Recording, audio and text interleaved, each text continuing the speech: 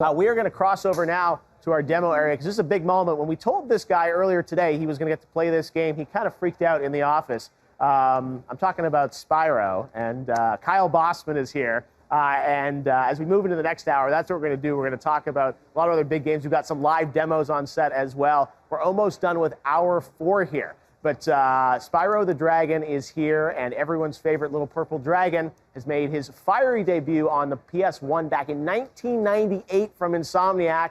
And now countless sequels and spin-offs later, he's returning to his roots with a remastered collection of the first 3 games. And joining me is Kyle Bossman as we enjoy a live demo, the first live demo of Spyro Reignited Trilogy with the co-head of the studio Toys for Bob, Paul Yan. Paul?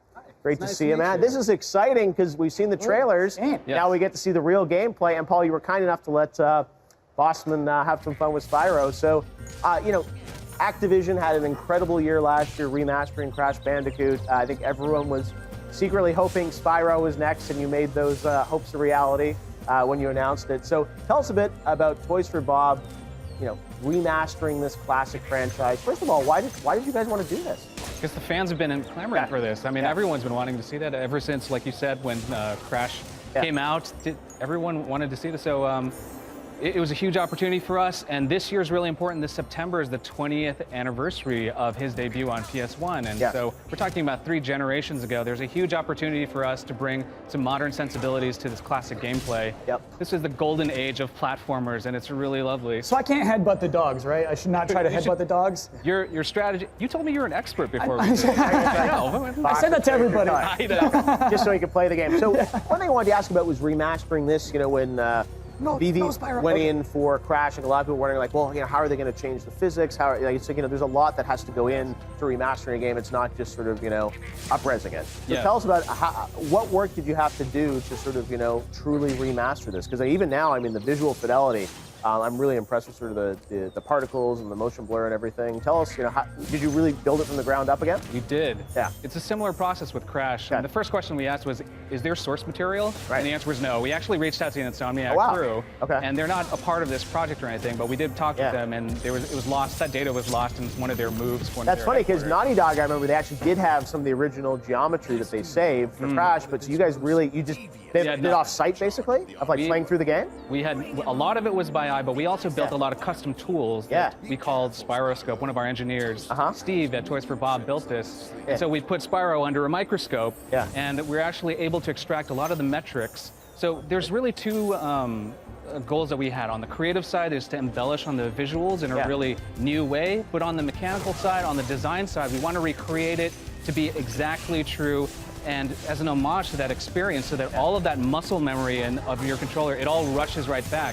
So the tool Spyroscope actually was able to extract the placement, the scale, the actual the vertex information of the levels, and we actually did frame analysis on the jump itself as well. So like at frame 3, how high is he? What's his speed? That's amazing. You have to do it sort of literally just off the old game disc. Kyle, how does it play? Good. Yeah?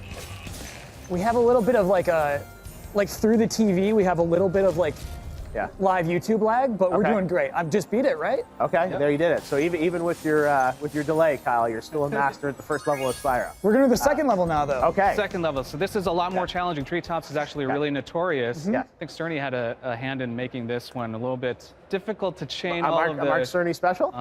Okay. Yeah, I look forward to seeing this. So you're showing 2 levels here, and it's coming out later this year, right? Yes, September 21st. Oh, wow. It's going to be on PS4 and Xbox One. Okay. Both platforms right off the bat. We got to get the Switch version, not yet? Not talking about anything else. Right now, we're super excited about getting him up in high definition on these major platforms. Oh, yeah, no, that's it. That's fantastic to have it on both platforms right off the bat. And I have to say, like, the fire and those effects, it's you know, I remember it from the 90s, and it's amazing what you guys have done remastering it. And it's all the games, all the levels, right? Completely remastered? Yes. There's a lot of them. Spyroscope went through it all? It went through it all. It's over 400 characters, over 100 levels. It's a big pack for $39.99. I was going to say, lots of content. So flying around here, Bossman, even with a little bit of lag. So what are your memories of playing Spyro, Bossman? I played the 3rd one. I played Enter the Dragon. That's the 3rd one, yeah? Yeah, and you played... Year of the Dragon. Spyro. Year of the Dragon. Year of the Dragon, yeah. Okay. So I played Year of the Dragon. I love it. You're probably too young for the original Spyro. I was not too young for the original Spyro. How old were you in 1998? I can't do that math right now. All right. A young 13? boy. I guess I was 13. Yeah. Yeah. Perfect age to start playing Spyro, right? Exactly. Yeah. If only Mr. and Mrs. Bossman let you. I think I was 98. Like I'm playing Metal Gear Solid, man. Oh, really? Okay. Yeah. I was a tough boy. Stay focused on Spyro here. Okay. Guess for Spyro. He's talking about Metal Gear. I apologize. No, it's okay. Okay, so I should not have done that. It's all right. It's fine. And you shouldn't have done that either. Falling off the ledge. I told you it was going to be hard. Well, so wait, do these like do these boost me? They do. Okay, so I should have. So you got to do a supercharge and then carry that through. All right. Just a little early. Here we go. And then jump. now, come on, Spyro. There you go, baby. There you go. Oh, yeah, Bossman, right through. Okay, all right, we got this. So, Paul, tell me, Toys for Bob, why did you guys decide to take this one on?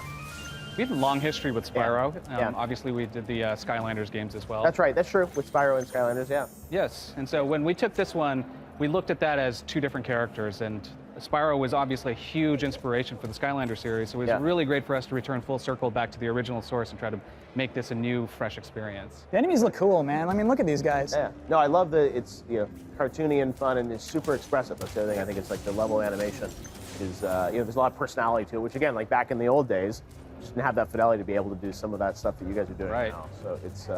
These are the types of games that we love to make at Toys for Bob. They're games that don't take themselves too seriously, and like I said, like back in the 90s, that was a golden age of platformers. So it's great to get that kind of resurgence. No, Spyro, no. A little too much boost. Got to pull back on it. You're going crazy, Boss. And that's great. And this will be, is it playable over at E3 as well for people to check out? Yep. These two levels, Toasty and Treetops, are going to be available down on the show floor. Okay, Toasty and Treetops. No, Spyro. And Bossman got the first play. I don't know if we're going to finish. This is the first. This is the first time everybody's ever seen video of it. And it's just me like goofing off. I know. This is the reason we don't let YouTubers play games, or at least pre-release games, right? But you're going to make it, Bossman. Yeah, I'm good. High pressure. We put the countdown clock. See how you do here. Last shot, Bossman. Okay.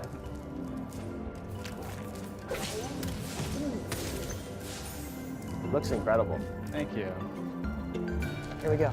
Here we go. Here's the moment. The boost. Right, you got it. Go, Kyle. Go. Come on, Bossman. So close yet so far.